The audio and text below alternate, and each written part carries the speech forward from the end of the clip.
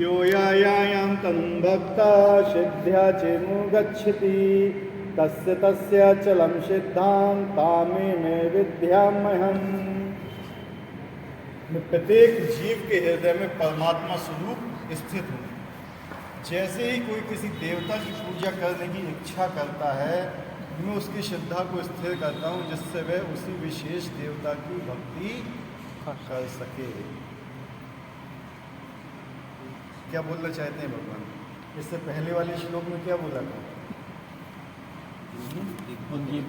मति मारेगी वो देवताओं के पास जाता है। जिनकी बुद्धि भौतिक इच्छाओं द्वारा मारी गई है, बुद्धि मर चुकी है, जिनके पास बुद्धि नहीं है, बुद्धि नहीं है, वो क्या कहलाते हैं? पागल। ठीक है, उनका दिमाग खराब हो चुका है। वे देवताओं की शरण में जाते हैं और वे अपने अपने स्वभाव के अनुसार पूजा के विशेष विधि विधानों का पालन करते हैं। स्वभाव के अनुसार, रजोगुण में तो रजोगुणी स्वभाव के अनुसार, तमोगुण में है तो तमोगुणी स्वभाव के अनुसार, और सतोगुण में है तो सतोगुणी के अनुसार क्या करते हैं? अपने विशेष नियम बना लेते हैं। शास्त्रों के अनुसार नहीं चलते हैं, अपने स्वयं के नियम बनाते हैं।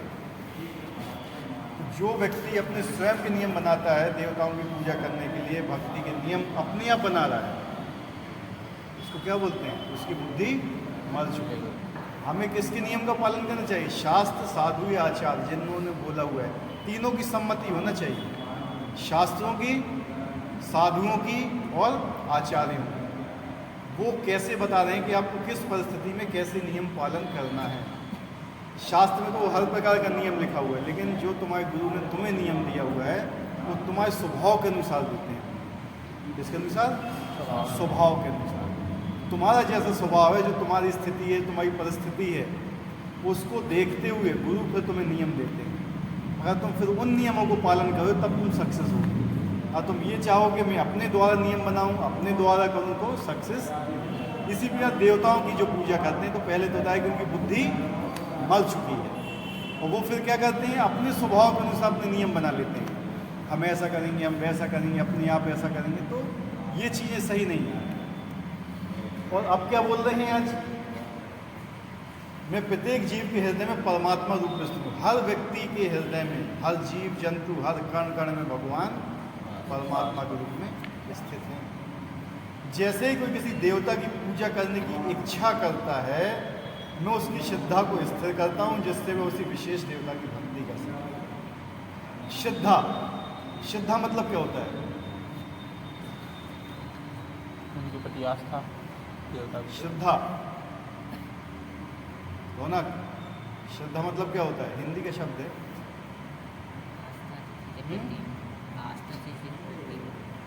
एक विश्वास, एक श्रद्धा। श्रद्धा ये होता है, तुम्हारी नाई के पास एक श्रद्धा होती है, उसका बाल कटवाने जाती है, यहाँ पे छुरा चलाता है वो। श्रद्धा है कि मुझे मारेगा। क्या बोलते हैं इसको? श्रद्धा। आपने गाड़ी का टिकट लिया दिल्ली जाने के लिए, संपर्क क्रांति का टिकट ले लिया, आपको श्रद्धा है कि गाड़ी मुझे वहाँ पहुँचा दी। फेथ, श्रद्धा, विश्वास। तो क्या होता है? जैसे ही किसी देवता की पूजा करने की इच्छा करता है, मैं उसकी श्रद्धा को स्थिर करता हूँ जिससे वह उसी विशेष देवता की पूजा कर सके। अब भगवान यहाँ बता रहे हैं कि अगर कोई व्यक्ति किसी देवता की शरण में जाना चाहता है, वो किसी देवता की भक्ति करना चाहता है, तो उसके अंदर श्रद्धा कौन उत्पन्न करता है? स्वयं भगवान उत्पन्न करता है। कौन उत्पन्न करता है? भगवान। स्वयं भगवान। क्यों उत्पन्न करते हैं, ये श्लोक में अंदर बताएंगे। ठीक है, तो कोई देवता के पास इतनी शक्ति नहीं है कि वो मतलब ये कर सके कि ठीक है मैं अपने लिए उसकी श्रद्धा उत्पन्न कर लूँ। नहीं, क्योंकि भगवान उसके हृदय में परमात्मा के रूप में व्याप्त हैं, स्थित हैं। तो भगवान ही उसको आदेश देते हैं, ठीक है तुम इसी देवता की पूजा करो। ठीक है, ईश्वर ने हर एक को स्वतंत्रता प्रदान की है। अतः यदि कोई पुरुष भौतिक भोग करने का इच्छुक है, वो उसके लिए देवताओं से सुविधाएं चाहता है, तो प्रत्येक हृदय में परमात्मा स्वरूप स्थित भगवान उसके मनोभावों को जानकर ऐसी सुविधाएं प्रदान करते हैं। समस्त जीवों के परम पिता के रूप में ये उनकी स्वतंत्रता में हस्तक्षेप नहीं करते, अपितु उन्हें सुविधाएं प्रदान करते हैं जिससे वे अपनी भौतिक इच्छाएं पूरी कर सकें। सबसे पहले बात बताइए, हम भौतिक जगत में क्यों आए हुए हैं? इच्छाएं। कौन सी इच्छाएं? भोग भोगने की इच्छा। हाँ, भौतिक इच्छाएं, जो भोग भोगने की इच्छाएं। हमारे यहाँ आने का उद्देश्य क्या है? भौतिक भोग करना, ठीक है। और हमें भगवान के ऊपर विश्वास नहीं है, तो हम किसके पास जाते हैं? देवताओं के पास, कि हम इस देवता के पास जाएंगे तो हमें ये चीज़ मिलेगी। तो भगवान ये बताना चाहते हैं, देवता जो तुम्हें चीज़ देते हैं ना, वो भी मुझसे पूछ के देते हैं, समझ रहे? लेकिन जो व्यक्ति मूर्ख होता है, जिसकी बुद्धि नष्ट हो चुकी होती है, वो ये नहीं समझता है। जैसे क्या है, एक बच्चा है, अपने पिता के पास जाता है पैसे मांगने के लिए, किसी चीज़ के लिए, लेकिन उसकी या तो बाप से बनती नहीं है, कुछ भी है, पिता से नहीं मांगता है। किससे जाएगा फिर मांगने के लिए? माता से मांगेगा या अपने बड़े भाई से मांगेगा। लेकिन वो ये नहीं जानता है कि माता को पैसा कौन दे रहा है? दे रहे हैं पिताजी के, नहीं दे रहे हैं। या माता भी पैसा देगी, वो भी पिता से ही पूछ के देगी। या भाई भी, जो बड़ा भाई है, वो भी उसको कुछ पैसा खर्च करने के लिए देगा, तो वो भी पिता की इच्छा से ही देगा।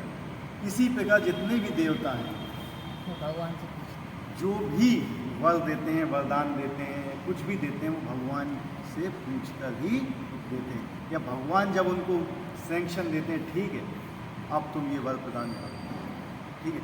अगर वो ऐसा नहीं करते हैं तो उनको भी इसके लिए कष्ट भोगना पड़ता है।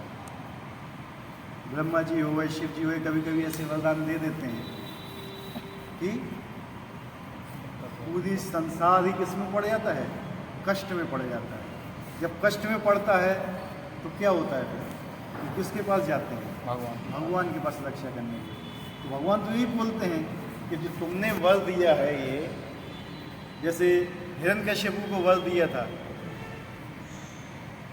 कितने? ब्रह्मा जी ने, कि मैं यहाँ भी नहीं मरूँ, मैं वहाँ भी नहीं मरूँ, मैं यहाँ न दिन में न रात में, न घर के अंदर न घर के बाहर, न जमीन में न आसमान में, न किसी दिन में न रात में, पूरा वरदान दे दिया। नहीं अमरता का वरदान नहीं दिया बस, लेकिन अमरता के बराबर ही वरदान दे दिया, ठीक है। तो जिस समय नरसिंह देव जी ने प्रकट होकर उनको मारा, तो सबसे पहले ब्रह्मा जी को यही बोला था कि आगे से ऐसा वरदान किसी को मत देना। और जब वही हिरण्यकश्यपु रावण बन के आया, इच्छा तो थी उसके अंदर रावण बनने की, है कि नहीं? तो फिर उसने वरदान मांगा वही, लेकिन उनको वार्निंग याद आ गई कि हमें भगवान ने वार्निंग दी है कि अमरता का वरदान नहीं। तो उनके क्या शब्द थे कि मैं स्वयं अमर नहीं हूँ, तो मैं कैसे अमरता का वरदान दे सकता हूँ, ठीक है। तो उनने फिर ये कहा था कि वानर और मनुष्य को छोड़कर तुम्हें कोई भी नहीं मार सकता। यानी एक लूप होल छोड़ दिया, एक छिद्र छोड़ दिया, दो छिद्र। कौन सा?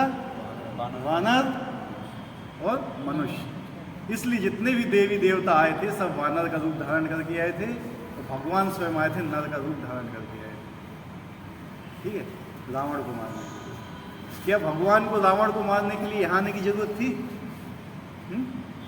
अभी दशहरा आज ही एक हिसाब से देखा जाए, दशहरा का मतलब क्या होता है? दशहरा क्यों मनाया जाता है?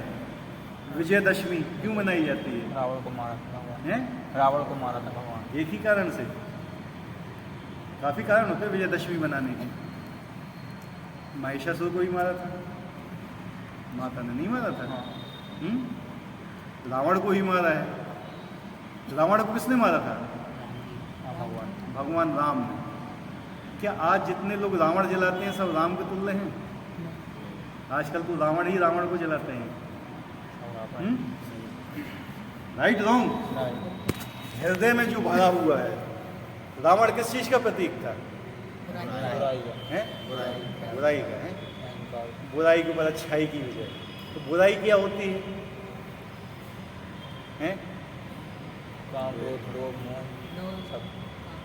एक चीज उसको मार देती है, उसको चरित्र इंसान। काम, क्रोध, लोभ, मोह, मद, मत्सर, ये सब चीज़ें क्या हैं? हमारे हृदय में बसी हुई है जन्मों से, वो निकलती नहीं है। रावण के बारे में हमने ऐसा बहुत लोग उल्टा सीधा बोलते हैं, पता है कि रावण एक इतना अच्छा था कि उसने सीता जी को छुआ तक नहीं था। समझ रहे? मतलब लोग क्या हैं, रावण का गुणगान करते हैं, कैसा है वास्तव में? मतलब सीता जी की इतनी वो करता था, वो सम्मान की, उनको छुआ भी नहीं था उसने, ले गया था बस उठा के। ये केवल कोरी कल्पना है, पता है? बहुत लोग सुना होगा तुम लोगों ने, हाँ रावण ऐसा था, रावण का कुल भगवान राम से अच्छा था, ये था वो था फलाना, रावण के पास बहुत अच्छी संपदा थी, रावण के पास ये था, और जब रावण मरा तो उसमें राम की जीत नहीं हुई, रावण की जीत हुई, क्योंकि रामचंद्र जी से कह गया था कि मैंने जिंदा रहते रहते तुम्हें अपने लंका में नहीं घुसने, मैं तुम्हारे धाम जा रहा हूँ। हैं? ये सब क्या है? पूरी बकवास, जिनने शास्त्रों को नहीं पढ़ा हुआ है। क्या रावण वापस वैकुंठ गया था? हैं? नहीं गया था। रावण भगवान के धाम नहीं गया था। क्यों? उसको 3 जन्मों का शाप मिला था।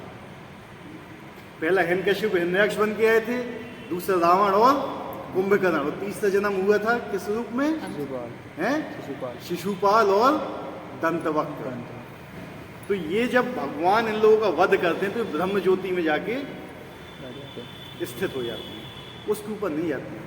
इसलिए जो भी शास्त्र पढ़ के सुनाते हैं, सुनी सुनाई बोलते हैं, इनको शास्त्रों का अध्ययन नहीं किया है, वो ही ऐसा बोलते हैं। तो कल के दिन भी ऐसा बहुत जगह हुआ होगा, ठीक है? तो यही मेन चीज़ बताई जाती है कि जब रावण को वरदान दिया था तो केवल 2 लूप होल छोड़े थे, क्योंकि भगवान ने उनको मना किया था। हैं? अरे पूछते कौन है? राक्षस। कौन पूछते हैं? जो उन्हीं की तरह होते हैं, ठीक है? तो हम बता दें कि रावण को मारने की राम की जरूरत पड़ती है, ठीक है? तो कलयुग में क्या है? कलयुग में राम क्या है? नाम के रूप में आए हुए हैं। हरे कृष्णा कृष्णा कृष्णा हरे हरे, हरे राम राम राम। जो हमारे अंदर के रावण को नाश करता है। 10 सिर थे रावण के, 10 बहुत बड़े बड़े अवगुण थे। सबसे बड़ा अवगुण तो क्या था? काम भावना थी उसके अंदर, ठीक है? तो सबसे पहले हमें काम को ही वश में करना है। काम वश होगा भगवान के नाम से। तो जीव इस जगत में क्यों आता है? भौतिक इच्छाओं की पूर्ति करने के लिए। जब भौतिक इच्छाओं की पूर्ति के लिए जीव आ रहा है इस भौतिक जगत में, तो भगवान हर जीव से प्रेम करते हैं, तो उनकी भौतिक इच्छाओं को रोकने में भी वो बाधा उत्पन्न नहीं करते हैं कि ठीक है तुम्हें भोगना है तो जाओ। अर्जुन से ही भगवान ने यही कहा था जब पूरी भगवत गीता सुना दी थी, यथेच्छे से तथा कुरु। मैंने तुम्हें पूरी भगवत गीता सुना दी, मैंने सब कुछ तुम्हें बता दिया है, अब तुम्हारी स्वतंत्रता है, तुम जो करना चाहे करो। सो करो। इसी प्रकार से जो सत्संग होता है कहीं पे भी, उसमें क्या होता है कि आपको समझाया जाता है कि शास्त्र के ये नियम है, लेकिन आपको कभी प्रेशराइज नहीं किया जाता है कि नहीं तुम यही करो। क्योंकि उसमें क्या होता है? उसमें तुम्हारी स्वतंत्रता नष्ट होती है।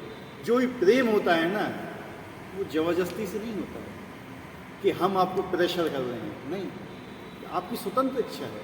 अगर आप इस रास्ते पे चलना चाहो तो आपका भला है, लेकिन हाँ इतना है, अगर नहीं चलना चाहो तो कष्ट भोगोगे, और चलना चाहो तो सुखी रहोगे। यही चीज़ भगवान ने अर्जुन को बोली थी कि अगर तुम मेरे कहे हुए मार्ग पर चलोगे तो सुख भोगोगे, और नहीं चलोगे तो कष्ट भोगोगे। सिंपल सी बात है। तो यहाँ पे जो भी बताया जाता है गीता के अनुसार, अगर आप उस चीज़ पे चलोगे तो आनंद की प्राप्ति होगी, सुख की प्राप्ति होगी, सब कुछ मिलेगा, और नहीं चलोगे तो कष्ट होगा। ये सरकार भी नियम बनाती है कि नहीं? अगर आप सरकार के बनाए हुए नियम के अनुसार चलते हो, संविधान के अनुसार चलते हो, तो कोई तुम्हें कष्ट देगा, और विपरीत चलते हो तो दूसरे दिन जेल में। अभी हम यहाँ जेल में किस लिए पड़े हुए हैं? ये जेल ही तो है, ये भौतिक जगत, क्योंकि हमने वहाँ पर उत्पाद मचाए हैं, हमने भगवान के नियम का पालन नहीं किया है। और भगवान प्रेशर नहीं करते हैं कि तुम मेरे नियम का पालन करो, ठीक है? अगर भगवान प्रेशराइज करने लगे तो प्रेम खत्म हो गया, वो तो फिर तो क्या हो गई? जबरदस्ती हो गई कि नहीं तुम मेरे ही नियम का पालन करोगे। नहीं, ऐसा नहीं है। जीव को स्वतंत्र इच्छा दी हुई है, और जब स्वतंत्र इच्छा का जीव दुरुपयोग करता है तब वो माया में फंसता है। हमारी स्वतंत्रता पता क्या है? जब तक हम भगवान की शरण में हैं तब तक हम स्वतंत्र हैं। क्या है समझ में? जब तक हम भगवान के नियम का पालन कर रहे हैं तब तक हम स्वतंत्र हैं। तो जिस दिन भगवान के नियम का पालन करना छोड़ दिया, भगवान की शरण हमने छोड़ दी, खत्म किया, उसी समय हम स्वतंत्र हो जाएंगे। वो आज हैं इसीलिए क्योंकि हम भगवान के नियमों का पालन नहीं करते। कुछ लोग प्रश्न कर सकते हैं, सर्वशक्तिमान ईश्वर जीवों को ऐसी सुविधाएं प्रदान करके उन्हें माया के पाश में गिरने ही क्यों देते हैं? इसका उत्तर ये है कि यदि परमेश्वर उन्हें ऐसी सुविधाएं प्रदान ना करें तो स्वतंत्रता का कोई अर्थ नहीं रह जाता। क्या है समझ में? कि भगवान उनको स्वतंत्रता प्रदान करते हैं, ठीक है। आज भगवान ही उनको स्वतंत्रता प्रदान नहीं करेंगे तो अर्थ ही क्या रहेगा किसी चीज़ का? जीव स्वतंत्र है ही नहीं। लेकिन वास्तविकता तो क्या है कि जीव स्वतंत्र है और भगवान ने स्वतंत्रता दी है, इसलिए भगवान उसके ऊपर कोई भी प्रतिबंध नहीं लाते। तुम्हें जो करना है करो। अगर तुम मेरी इच्छा से चलोगे तो सुखी रहोगे और मेरी इच्छा से नहीं चलोगे तो दुखी रहोगे। सिंपल चीज़ है। अतः ये सबों को पूर्ण स्वतंत्रता प्रदान करते, चाहे कोई कुछ करे, किंतु उनका अंतिम उद्देश्य हमें भगवत गीता से प्राप्त होता है। मनुष्य को चाहिए कि अन्य सारे कार्यों को त्याग कर उनकी शरण में आए, इससे मनुष्य सुखी रहेगा। जितने भी जगह उल्टा सीधा दिमाग लगा के रखा है उल्टा सीधे कार्य में, वहाँ से सब जगह से छोड़कर भगवान की शरण में जो आ जाएगा वही सुखी रहेगा। जीवात्मा तथा देवता दोनों ही परमेश्वर की इच्छा के अधीन है। अतः जीवात्मा ना तो स्वेच्छा से किसी देवता की पूजा कर सकता है, ना ही देवता परमेश्वर की इच्छा के विरुद्ध कोई वर दे सकते हैं। जैसे ही कहा था, ईश्वर की इच्छा के बिना एक पत्ती भी नहीं हिलती। अब क्या होता है कि अगर आप देवता की भी पूजा करते हो ना तो वही भगवान की इच्छा के अनुसार कर रहे हो। किसके अनुसार? भगवान की इच्छा के। और जो देवता आपको वरदान भी दे रहे हैं ना तो वही भगवान की इच्छा से ही दे रहे हैं, ठीक है। अन्यथा देवता भी वरदान देने में समर्थ नहीं है, ठीक है। जब तक भगवान की तरफ से सैंक्शन ना हो जाए कोई चीज़, और पिता मना कर दे कि इस लड़के को एक भी पैसा नहीं देना है, माता दे देगी? हैं? बताइए, क्या उसका बड़ा भाई दे देगा पैसा? नहीं, कोई नहीं देगा उसको। जब तक भगवान की स्वीकृति नहीं होगी कोई भी वरदान नहीं मिलता। जब तक भगवान की स्वीकृति नहीं होगी आप देवताओं की शरण में भी नहीं जा सकते।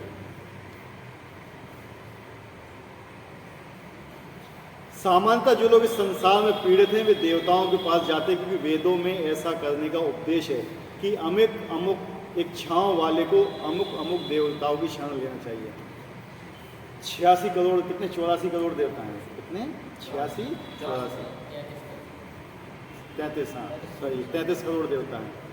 33 करोड़ देवता है, 84 लाख योनि है, 33 करोड़ देवता हैं। तो हर देवता के पास अपनी इच्छा की पूर्ति के लिए जाओगे तो एक जीवन आपका कम पड़ जाएगा? नहीं है। अगर हर दिन आप एक देवता की भी पूजा करते हो तो 33 करोड़ दिन तक आप जिंदा रहोगे, यानी सारे देवताओं की पूजा नहीं कर पाओगे आप। वो सारे देवता क्या है? भगवान के शरीर का पार्ट है, अंग है। अगर आप भगवान की पूजा कर दोगे तो सारे देवी देवताओं की पूजा ऑटोमेटिक हो जाती है, अलग से कुछ भी करने की जरूरत नहीं पड़ती है। तो ये जो बुद्धिमान व्यक्ति होता है ना वो मेन चीज पे जाता है। क्या है? या तो आप हर पत्ती में जाके पानी दो या जड़ में पानी दो। कौन सा श्रेष्ठ है? जड़ में पानी देना श्रेष्ठ है ना, कि हर पेड़ की पत्ती में जाओगे उसमें पानी दो, उसमें पानी दो, उसमें पानी दो, या जड़ में दे दो। और जड़ में दोगे तो सारे पत्तों में ऑटोमेटिक पहुंच जाएगा। अगर भगवान की पूजा करोगे तो सारे देवता अपने आप संतुष्ट हो जाएंगे, अलग से किसी को संतुष्ट करने की जरूरत नहीं पड़ती। लेकिन आप अलग अलग पत्ती में पानी डालो तो पेड़ भी सूख जाएगा, ठीक है। तो आप कर भी नहीं पाओगे, आप कर भी नहीं पाओगे क्योंकि इतना जीवन है ही नहीं आपके पास। और लोग देवताओं के पास किस लिए जाते हैं? इच्छाओं की पूर्ति के लिए, बहुत इच्छाओं की पूर्ति के लिए। इसमें जैसे बताया जा रहा है, एक रोगी को सूर्यदेव की पूजा करने का आदेश है। वेदों में आदेश है कि अगर आप इस देवता की पूजा करो तो आपको ये लाभ मिलेगा। इस देवता की पूजा करोगे तो ये लाभ, धन चाहिए कुबेर की पूजा करो, सुंदर पत्नी चाहिए उमा की पूजा करो, उमा कौन है, पार्वती जी की पूजा करो, ठीक है। ऐसे ही बहुत से देवी देवता, सूर्यदेव की पूजा करोगे तो ज़्यादा बीमार नहीं हो, अच्छे पुत्र चाहते हो ज़्यादा दक्ष की पूजा करो, ऐसे बहुत से हैं, ठीक है। लेकिन सबकी पूजा करने के अलावा, क्योंकि ये भी जो वरदान आपको दे रहे हैं ये भी किससे पूछ के दे रहे हैं, भगवान से। आपने भाई के पास पैसा मांग लिया, सीधे पापा से क्या दो, मुझे दे दो, तो आपको उनके पास जाने की जरूरत ही नहीं है, क्यों सेकंड वे से आ रहे हो। देखो गीता में आगे ये भी बताया गया है कि जो हम देवताओं की पूजा करते हैं ना, देवताओं की पूजा को गलत नहीं बताया गया है, लेकिन अविधि पूर्वक है। ये क्या है, अविधि पूर्वक है, मतलब सही विधि नहीं है ये पूजा करने की, जो देवताओं की पूजा करते हैं। हमें भगवान की शरण में जाना चाहिए। देवताओं की आयु कितनी होती है पता है किसी को? देवताओं की आयु कितनी होती है? एक मनवंतर होती है, एक मनवंतर होती है। एक मनवंतर में 72 चतुर्युगी होते हैं। एक चतुर्युगी में कितने होते हैं? 4 हैं 40,32,000 वर्ष। कितने? 40,000। और ऐसे 72 चतुर्युगी होते हैं। उतनी बड़ी आयु होती है एक देवता की। और कोई देवता को वरदान दे सकता है तो इतनी ही आयु का दे सकता है, इसके आगे उसकी पावर नहीं है। जैसे बीजेपी की सरकार है, बीजेपी सरकार जो आपको कुछ भी पोस्ट देगी कितने साल के लिए देगी? 5 साल। तो 5 साल के बाद किसी दूसरी सरकार आ गई तो खत्म खेल। इसे ब्रह्मा जी की एक दिन में कितने मनवंतर होते हैं? 14। तो एक देवता जो होता है वो एक मनवंतर तक ही आपको वरदान दे सकता है, इससे ज़्यादा नहीं दे सकता है। और उसके वरदान क्या होते हैं? सीमित होते हैं, क्षणिक होते हैं, इनको क्षणिक बोला गया। लेकिन जो भगवान वरदान देते हैं आपको वो शाश्वत होते हैं, वो कभी नष्ट नहीं होते हैं।